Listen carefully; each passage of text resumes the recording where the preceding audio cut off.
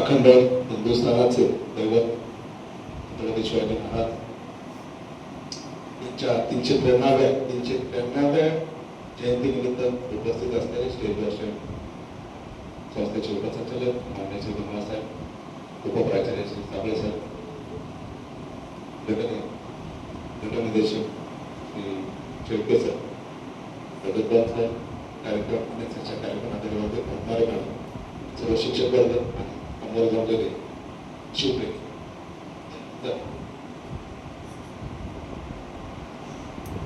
गुरव सरांनी साबळे सरांनी सांगितल्याप्रमाणे की गुरव सरांनी एवढा मोठा इतिहासाचा मांडणी आणि आता समाजामध्ये आपण समाजाच्या घटक म्हणून त्यामध्ये कुठल्या दृष्टीने त्या छत्रपती शिवाजी महाराजांच्या इतिहासाकडे बघितलं पाहिजे, त्यांच्या दृष्टीकडे बघितले पाहिजे, याची एक नवीन दृष्टी त्यांनी आपल्या सर्वांना घालून दिली.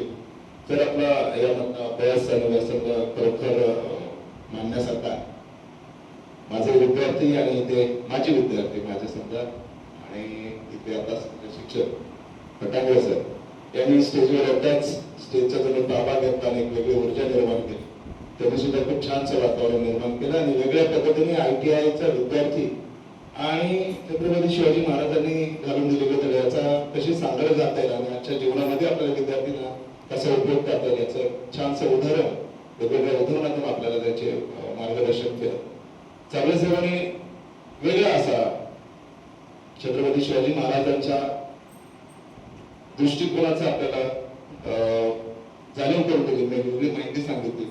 असं असताना आता बहुतेक सगळ्या गोष्टी बोलून झालेल्या आहेत, परंतु इथे बसलेला असताना स्टेजवर मी असा विचार करत होतो की छत्रपती शिवाजी महाराज आम्ही पहिल्यांदा शाळेत त्यांचं पुस्तकातून वाचलं, थोडं मोठं होत असताना कॉलेजमध्ये वेगवेगळ्या मासिकातून वाचलं, काही पुस्तकातून वाचलं आणि कुठे वक्त्यांची भाषणं असतील, कुठे वेगवेगळे लेख वाचले असतील.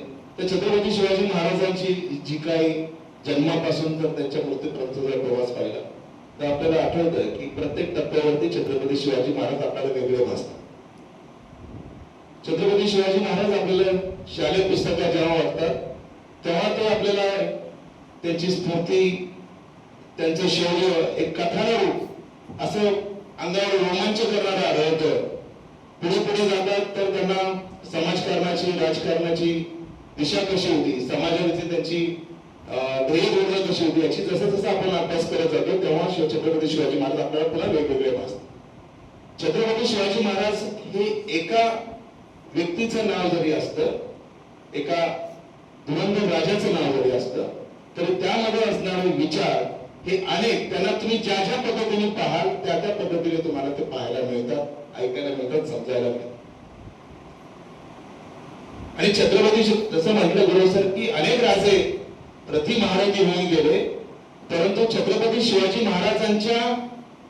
महाराजांवर प्रेम करणारी जी जनता आहे त्यांचा जो इतिहास आहे हा इतरांपेक्षा वेगळा आहे. ते फक्त पराक्रमाने नाही तर समाजावरती त्यांचं असणारं प्रेम, समाजामध्ये त्यांनी घालून दिलेले धडे, लोकांशी असणारं वागणं, लोकांकडून मिळालेलं प्रेम, अशा सगळ्या गोष्टींनी छत्रपती शिवाजी महाराज हे फार वेगळ्या व्यक्ती आणि मोठे करतात. आणि म्हणूनच इतर सर्व पराक्रमी राजांपेक्षा मला वाटतं की छत्रपती शिवाजी महाराजांची उंची खूप मोठी आहे. माझंही याविषयी फारसं वाचन तरी नाही, 4 ओळी फक्त ज्या मलाही कुठे लक्षात आल्या त्या मला तुम्हाला म्हणून दाखवायच्या, वाचून दाखवायच्या, म्हणून दाखवण्यात.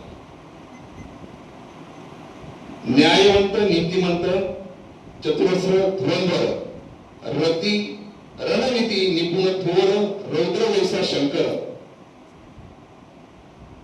चळा चळा कापे गणी, ऐकून या नाव फक्त, तोच राम, तोच कृष्ण, आमचं असे तोच भक्त. पालटुनिया डाव दावी, अशक्य करी शक्यतो, सह्याद्री करतो नमन, एकटेच सत्य. रयतेचा एक वाली, हिंदवी स्वराज्य पिता, ऐकवी तो कृष्ण जसा मावळास रोज गीता. सुचतीन शब्द काही, नमन माझे तो करे, थोरवी गाण्या तुझे जन्मी, हरेक मला मुख दे. असं मी परमेश्वराकडे प्रार्थना करेन. जेव्हा जेव्हा आम्हाला शक्य होईल त्यावेळेस आम्हाला छत्रपती शिवाजी महाराजांची थोडी गायला आम्हाला ओढ दे, मुख दे, शब्द दे आणि पुन्हा एकदा महान राजाला त्याच्या जयंतीनिमित्त नमन करून माझे 2 शब्द संपवतो.